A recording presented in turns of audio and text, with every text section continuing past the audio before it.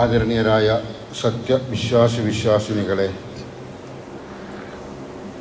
പ്രപഞ്ച സ്രഷ്ടാവും പരിപാലകനുമായ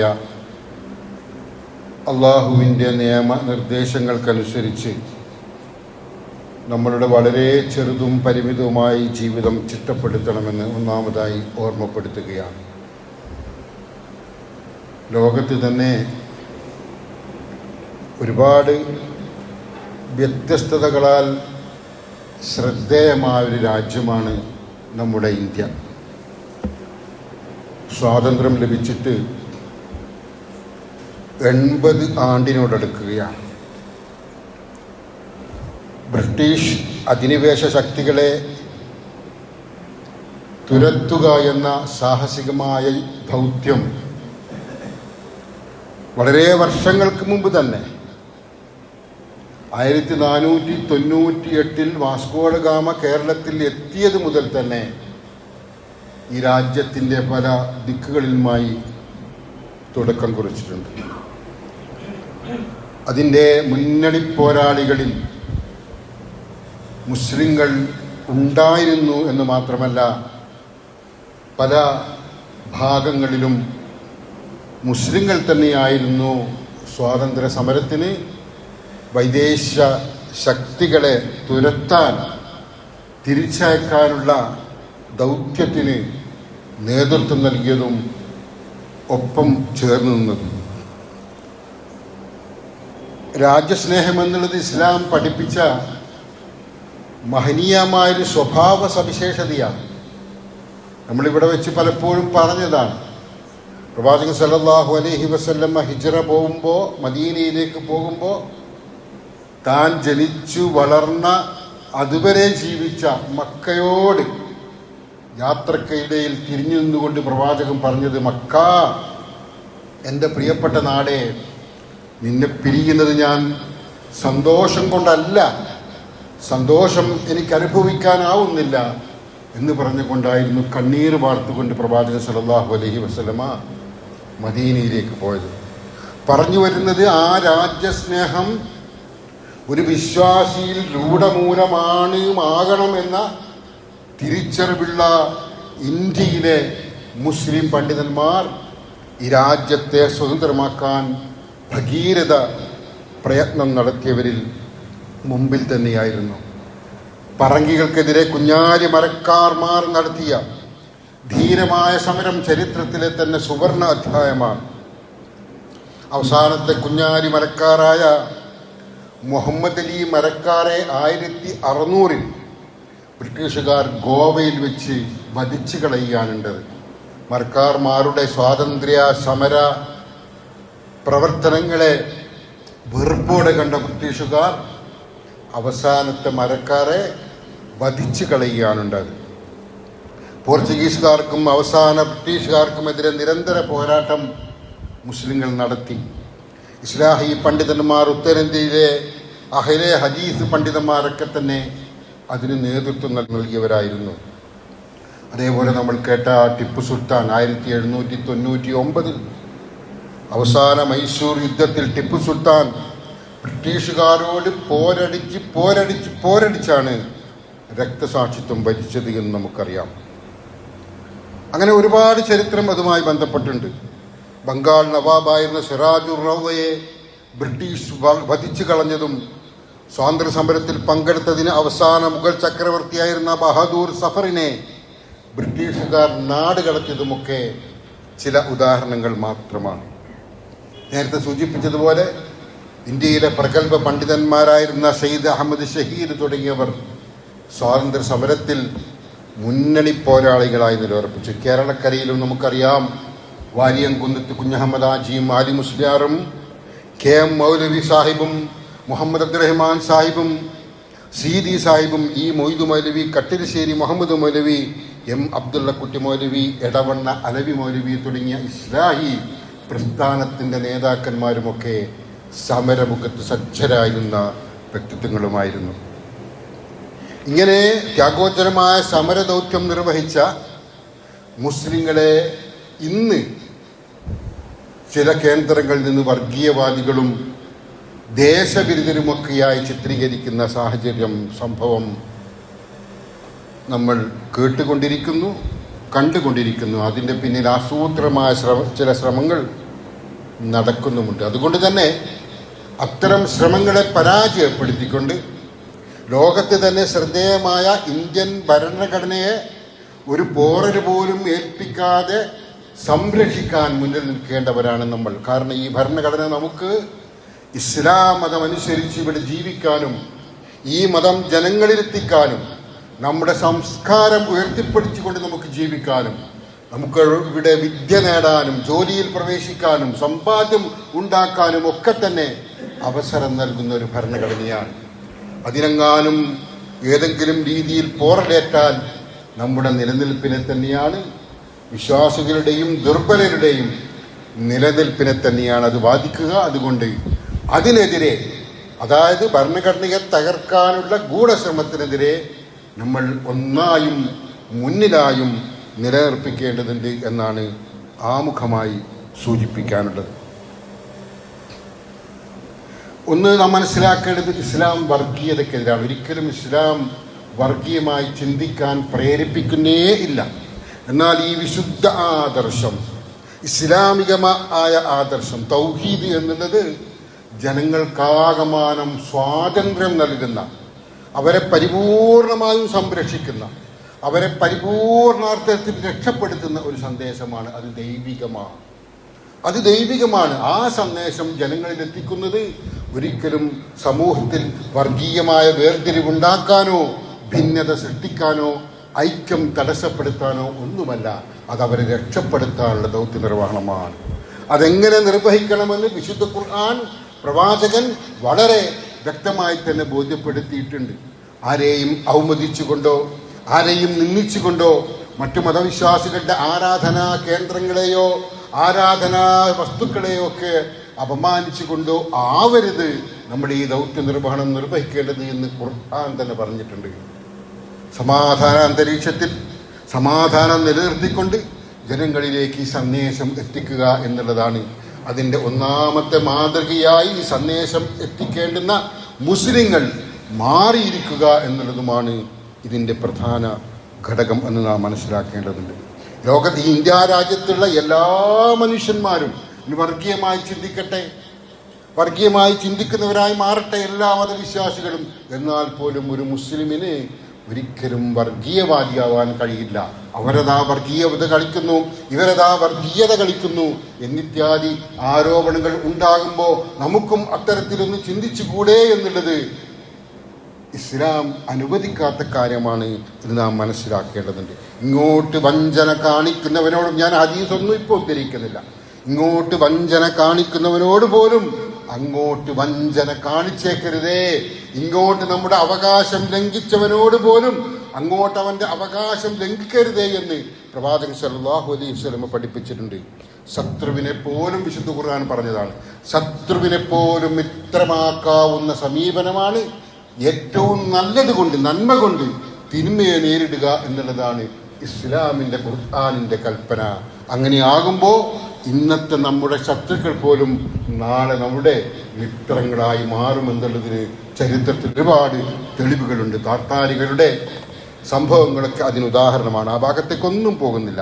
അതുകൊണ്ട് ഏറ്റവും നല്ലത് കൊണ്ട്, നന്മ കൊണ്ട് തിന്മയെ നേരിടുക എന്നുള്ള ഇസ്ലാമിൻ്റെ സന്ദേശമായിരിക്കണം എല്ലാ ഘട്ടത്തിലും നമ്മൾ മുറുകെ പിടിക്കേണ്ടത്. അതുപോലെ ഈ രാജ്യത്തിൻ്റെ പുരോഗതിക്ക്, ഭൗതികമായ പുരോഗതിക്ക് നമ്മളാലാവുന്ന രീതിയിലുള്ള എല്ലാ സഹായ സഹകരണങ്ങളും നമ്മൾ നിർവഹിച്ചു കൊണ്ടിരിക്കണം. അതിൽ നിന്ന് ഒക്കെ മാറി നിന്ന് ഒറ്റപ്പെട്ട ഒരു സമൂഹമായി ജീവിക്കേണ്ടവരല്ല വിശ്വാസികൾ എന്ന് നാം തിരിച്ചറിയേണ്ടതുണ്ട്. നമ്മുടെ പെരുമാറ്റത്തിലൂടെയും സഹകരണത്തിലൂടെയും ശത്രുക്കളെ പോലും മിത്രങ്ങളാക്കാനുള്ള കഴിവ് അള്ളാഹു നമുക്ക് നൽകും എന്നുകൂടി നാം തിരിച്ചറിയേണ്ടതുണ്ട്. അതുകൊണ്ട് തന്നെ നമ്മൾ ഇവിടെ ഒറ്റപ്പെട്ടവരല്ല, സമൂഹവുമായി ചേർന്ന് നിന്നുകൊണ്ട് നമ്മുടെ ആദർശം, വ്യക്തിത്വം മുറുകെ പിടിച്ച് ജീവിക്കേണ്ടവരാണ് എന്ന് നാം മനസ്സിലാക്കുക. അതുകൊണ്ട് തന്നെ വിശ്വാസികളുമായുള്ള, ഇവിടുത്തെ ജനങ്ങളുമായുള്ള സഹകരണത്തിൽ പോറലേൽക്കാത്ത വിധത്തിലായിരിക്കണം നമ്മുടെ ജീവിത ക്രമങ്ങൾ നാം മുന്നോട്ട് കൊണ്ടേ പോവേണ്ടത്.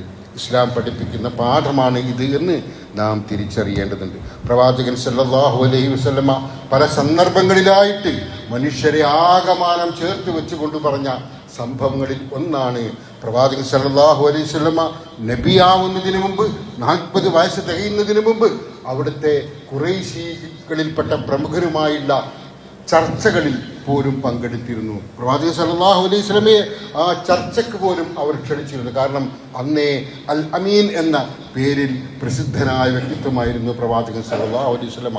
അവിടെ കൂടിയ ചർച്ചകളിലൊക്കെ തന്നെ കാബാലയത്തിലേക്ക് ഹജ്ജുമായി ബന്ധപ്പെട്ട കർമ്മങ്ങളുണ്ട്. ഹാജിമാർ ഹജ്ജ് ചെയ്യാനുള്ള ആളുകൾ പല ദിക്കുകളിൽ നിന്നും കാബാലയം ലക്ഷ്യമാക്കി വരാറുണ്ടായിരുന്നു. അവർക്ക് സുരക്ഷിതമായി ഹജ്ജ് നിർവഹിച്ച് തിരിച്ചു പോകാൻ കഴിയണം. എന്നാൽ പലപ്പോഴും യാത്രക്കിടയിൽ കൊള്ള സംഘങ്ങൾ അവരെ ആക്രമിക്കുന്നു, അവരുടെ മുതലുകൾ പിടിച്ചെടുക്കുന്നു ഇത്യാദി കാര്യങ്ങൾ ഉണ്ടാകുന്ന സന്ദർഭത്തിൽ അവരെ എങ്ങനെ സംരക്ഷിക്കും എന്ന ഒരു കൂടിയാലോചന നടക്കുന്ന യോഗത്തിൽ പ്രവാചകൻ സല്ലല്ലാഹു അലൈഹി വസല്ലമ പങ്കെടുക്കുകയും തൻ്റെ നിർദ്ദേശങ്ങൾ അവർക്ക് മുമ്പാകെ സമർപ്പിക്കുകയും ചെയ്തു. പിൽക്കാലത്ത് പ്രവാചകൻ സല്ലല്ലാഹു അലൈഹി വസല്ലമ നബിയായി വന്ന ശേഷം പറഞ്ഞു, അത്തരത്തിൽ ഒരു കൂടിയാലോചന മറ്റു വിഭാഗങ്ങൾക്ക് ഇടയിൽ ഉണ്ടാവുകയും എന്നെ അവിടെ ക്ഷണിക്കുകയും ചെയ്താൽ മറ്റെന്തിനേക്കാളും പ്രാധാന്യത്തോടെ ഞാനതിൽ പങ്കെടുക്കുകയും അതിന് വേണ്ടുന്ന സൗകര്യങ്ങൾ ഒരുക്കാൻ മുന്നിലുണ്ടാവുകയും ചെയ്യുമെന്നാണ് പറഞ്ഞു വരുന്നത്. ബഹുമത സമൂഹത്തിൽ ജീവിക്കുന്ന നമ്മൾക്ക് ഒരുപാട് വൈവിധ്യങ്ങൾ, ഒരുപാട് വൈരുദ്ധ്യങ്ങൾ, തൗഹീദിന്റെ ആളുകൾ ഇവിടെയുണ്ട്, ശിർക്കിന്റെ ആളുകൾ ഇവിടെയുണ്ട്. അങ്ങനെ വൈവിധ്യങ്ങളും വൈരുദ്ധ്യങ്ങളും നിറഞ്ഞ ഈ രാജ്യത്ത് നമുക്ക് നമ്മുടെ ആത്മാഭിമാനം ഉയർത്തിപ്പിടിച്ച് ഈ വിശ്വാസപരമായ ആദർശം ഉയർത്തിപ്പിടിച്ച് ജീവിക്കണമെങ്കിൽ ഈ വിധത്തിലുള്ള സഹകരണം കൂടിയേ തീരൂ എന്നും കൂടി നാം തിരിച്ചറിയുക. വിശുദ്ധ ഖുർആൻ സൂചിപ്പിക്കുകയാണ് സൂറത്തുൽ ആറാഫിൽ, യഅ്മുറൂന ബിൽ മഅറൂഫി വയൻഹാഹും അനിൽ മുൻകരി വയുഹല്ലു ലഹുമുത് ത്വയ്യിബാതി വയുഹർരിമു അലൈഹിമുൽ ഖബായിസ് വയദഉ അൻഹും ഇസ്റഹും വൽ അഗ്ലാൽ അല്ലതി കാനത് അലൈഹിം. അതായത് അവരോട്, അഥവാ പ്രവാചകൻ സല്ലല്ലാഹു അലൈഹി വസല്ലം തന്റെ മുമ്പിലുള്ള സമൂഹത്തോട് പറയുകയാണ്, പഠിപ്പിക്കുകയാണ്, അവർക്ക് സദാചാരം കൽപ്പിക്കണം, അവരോട് സദാചാരം കൽപ്പിക്കണം, ദുരാചാരത്തിൽ നിന്ന് അവരെ വിലക്കുകയും ചെയ്യണം. പ്രവാചകനോട് അള്ളാഹു കൽപ്പിക്കുകയാണ് അവരെ സദാചാരം പഠിപ്പിക്കുകയും ദുരാചാരത്തിൽ നിന്ന് അവരെ തടയുകയും ചെയ്യണം. പ്രവാചകൻ അത് നിർവഹിച്ചു. എന്നിട്ട് ഖുർആൻ സൂചിപ്പിക്കുകയാണ്, നല്ല വസ്തുക്കൾ അവർക്ക് അദ്ദേഹം അനുവദനീയമാക്കി കൊടുത്തു, ചീത്ത വസ്തുക്കൾ അവരുടെ മേൽ നിഷിദ്ധമാക്കുകയും ചെയ്തു.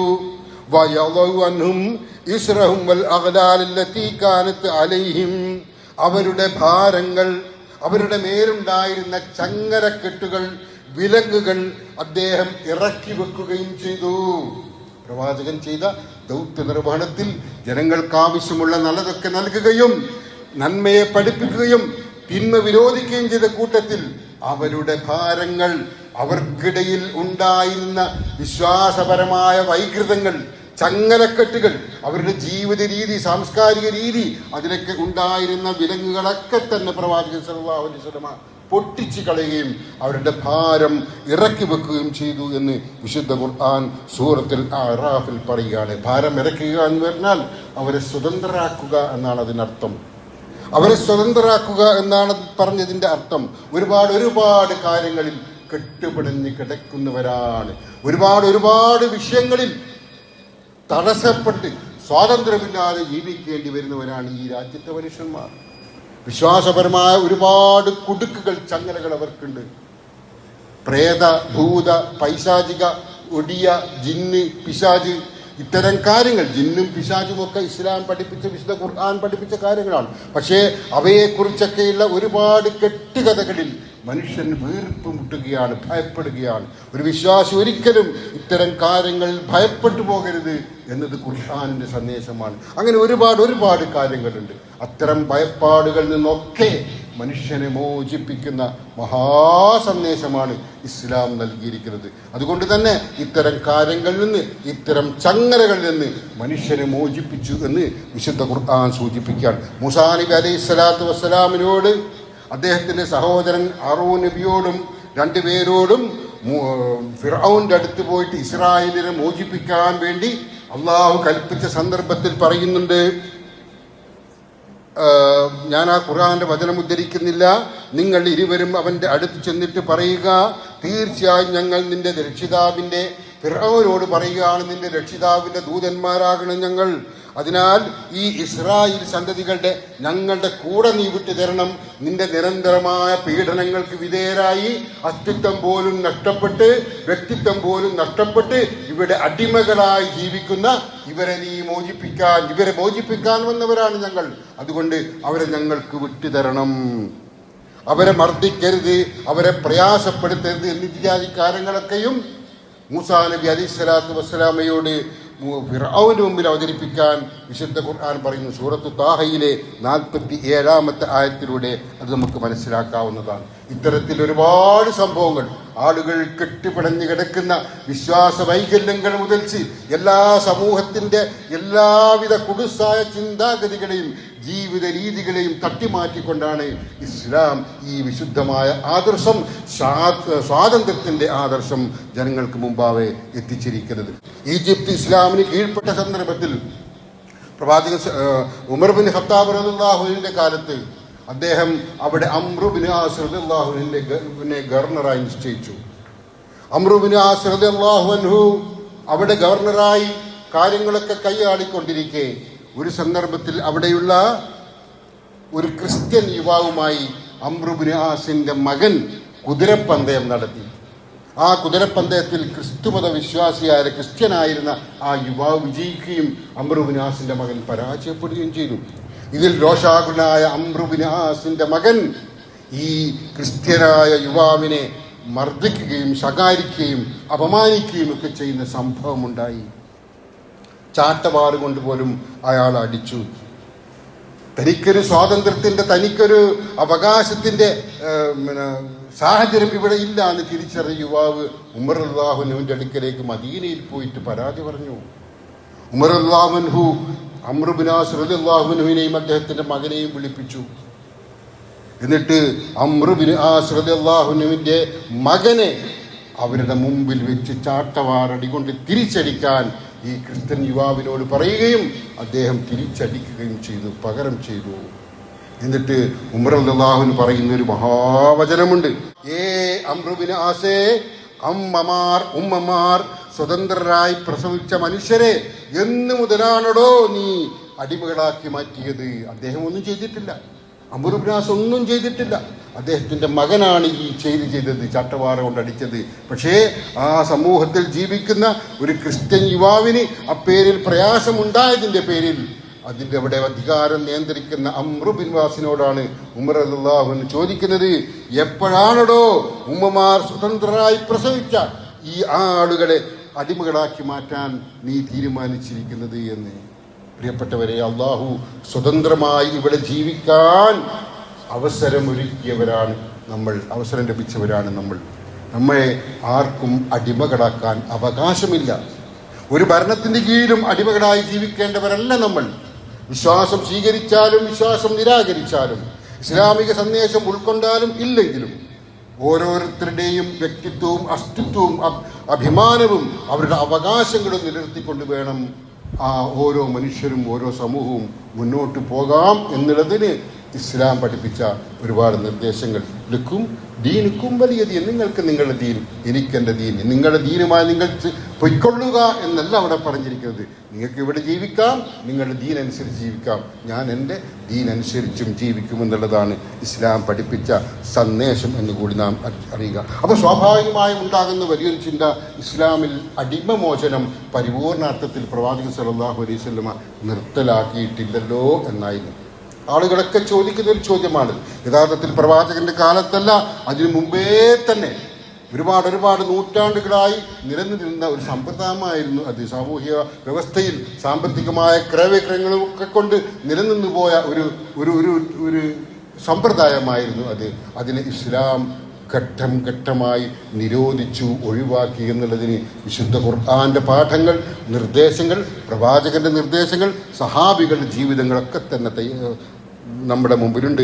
സൂറത്തുൽ ബലദിൽ നമുക്കറിയാം, അലം നജ്അൽ ലഹു ഐനൈൻ, അവന് നാം 2 കണ്ണുകൾ ഉണ്ടാക്കി കൊടുത്തില്ലേ, വലിസാനം വശഫതൈൻ, ഒരു നാവും 2 ചുണ്ടുകളും അവന് നൽകിയില്ലേ, വഹദൈനാഹുൻ നജ്ദൈൻ, തെളിഞ്ഞു നിൽക്കുന്ന 2 പാതകൾ അവന് നാം കാട്ടിക്കൊടുക്കുകയും ചെയ്തില്ലേ, ഫലഖ്തഹമൽ അഖബ, എന്നിട്ട് ആ മലമ്പാതയിൽ, ആ സാഹസികമായ കയറ്റത്തിൽ, ആ മലയിടുക്കിലേക്കുള്ള യാത്രയിൽ, പ്രയാണത്തിൽ അവൻ കടന്നില്ല, മുന്നോട്ട് പോയില്ല, പ്രയാണം അവൻ നിർവഹിച്ചില്ല.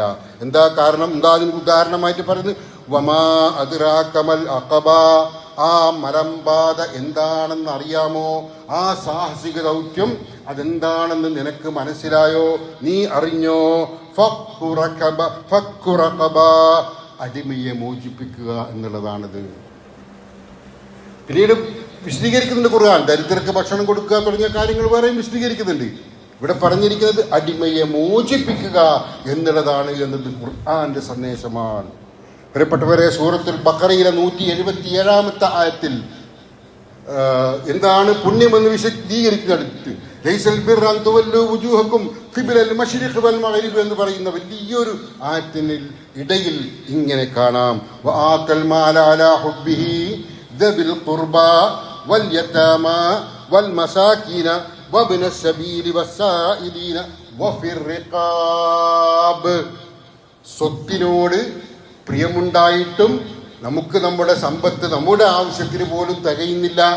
അങ്ങനെ ഒരു ഘട്ടത്തിലായിരുന്നാൽ പോലും ആ സമ്പത്തിൽ നിന്ന് പരിപൂർണമായ ഇഷ്ടത്തോടെ ബന്ധുക്കൾക്ക് നൽകണം, പ്രയാസപ്പെടുന്ന അനാഥകൾക്ക് നൽകണം, അഗതികൾക്ക് നൽകണം, വഴിപോക്കിന് നൽകണം, ചോദിച്ചു വരുന്നവർക്ക് നൽകണം.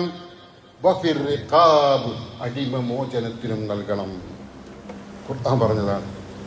അങ്ങ് നമ്മുടെ സ്വത്തുക്കൾ നിന്ന് തന്നെ നമ്മളത് നൽകി അടിമമോചനം സാധ്യമാക്കണമെന്നുള്ളത് ഖുർആന്റെ നിർദ്ദേശമാണ്.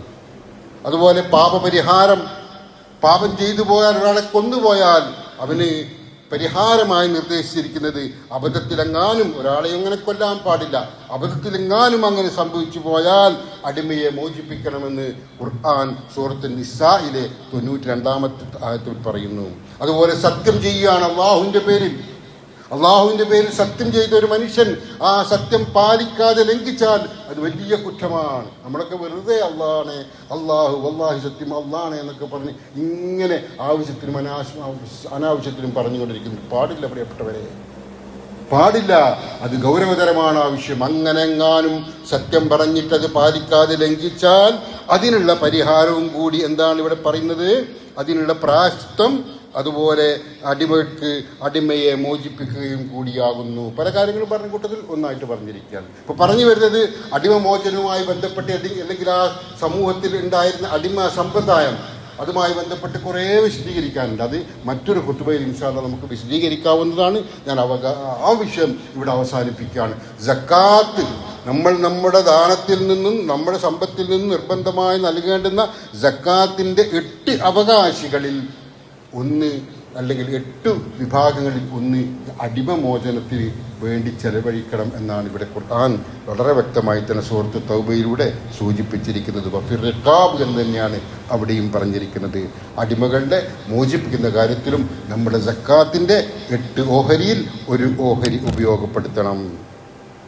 പ്രിയപ്പെട്ടവരെ, നാം ഈ ഇസ്ലാമിൻ്റെ സന്ദേശം തിരിച്ചറിയണം. നമുക്ക് പോലും അറിയാതെ പോകുന്നു ഈ സന്ദേശം എന്നുള്ളത് തന്നെയാണ് ഈ സമൂഹത്തിൽ നമ്മൾ പോലും അനുഭവിക്കുന്ന പല പ്രയാസങ്ങൾക്കും കാരണം. വാർത്തകൾ നിത്യേന ഒന്നുകൊണ്ടും വന്നുകൊണ്ടിരിക്കുകയാണ്. ആ ഭാഗത്തേക്കൊന്നും പോകുന്നില്ല.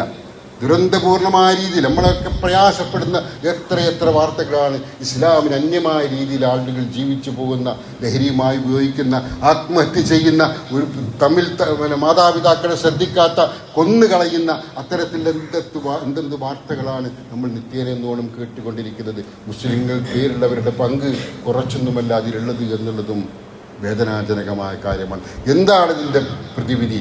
ഈ ഖുർആൻ അത് ഉൾക്കൊണ്ടുകൊണ്ട് ജീവിക്കാൻ ആളുകൾ തയ്യാറാവുന്നില്ല എന്നുള്ളതാണ് അതിൻ്റെ ഒരു പ്രധാന പ്രശ്നം. അതിലേക്ക് ആളുകൾ തിരിച്ചു വന്നാൽ ഇത്യാദി വാർത്തകളിലൊന്നും ഇടം പിടിക്കാത്ത വിധത്തിൽ വിശുദ്ധരായി അവർ ജീവിക്കുക തന്നെ ചെയ്യും. രണ്ട് കാര്യം നമ്മൾ പ്രത്യേകം ശ്രദ്ധിക്കണം. ഒന്ന്, ഖുർആൻ പഠിക്കുക, അതനുസരിച്ച് ജീവിക്കാൻ നമ്മൾ തയ്യാറാവുക. രണ്ട്, ഒരു മനുഷ്യനെയും ജാതിയുടെ, മതത്തിൻ്റെ, അല്ലെങ്കിൽ വേറെ എന്തെങ്കിലും പ്രശ്നത്തിൻ്റെ, കുടുംബത്തിൻ്റെ, ഏത് വിഷയത്തിലായിരുന്നാലും അകറ്റി നിർത്താതെ ചേർത്ത് പിടിച്ചുകൊണ്ട് വേണം നമ്മൾ ജീവിക്കാനും ദൗത്യ നിർവഹണം നടത്താനും. അങ്ങനെയാകുമ്പോൾ ജനങ്ങളിലൊക്കെ നമ്മെക്കുറിച്ചുള്ള പ്രതീക്ഷകൾ വർദ്ധിക്കുകയും അതൊക്കെ തന്നെ ഇസ്ലാമിനെ തെറ്റിദ്ധരിച്ച ആളുകൾക്ക് തിരുത്താനുള്ള ഒരു അവസരമായി തീരുകയും ചെയ്യും. അക്കൂട്ടത്തിൽ അത്തരം ശ്രമങ്ങൾ നടത്തുന്ന വിശ്വാസികളുടെ കൂട്ടത്തിൽ കാരണവാനായ അല്ലാഹു നമ്മെ ഉൾപ്പെടുത്തുമാറാവട്ടെ. അഖൂലു ഖൗലി ഹാദാ അസ്തഗ്ഫിറുല്ലാഹ ലി വലക്കും ഫസ്തഗ്ഫിറൂഹു ഇന്നഹു ഹുവൽ ഗഫൂറുർ റഹീം.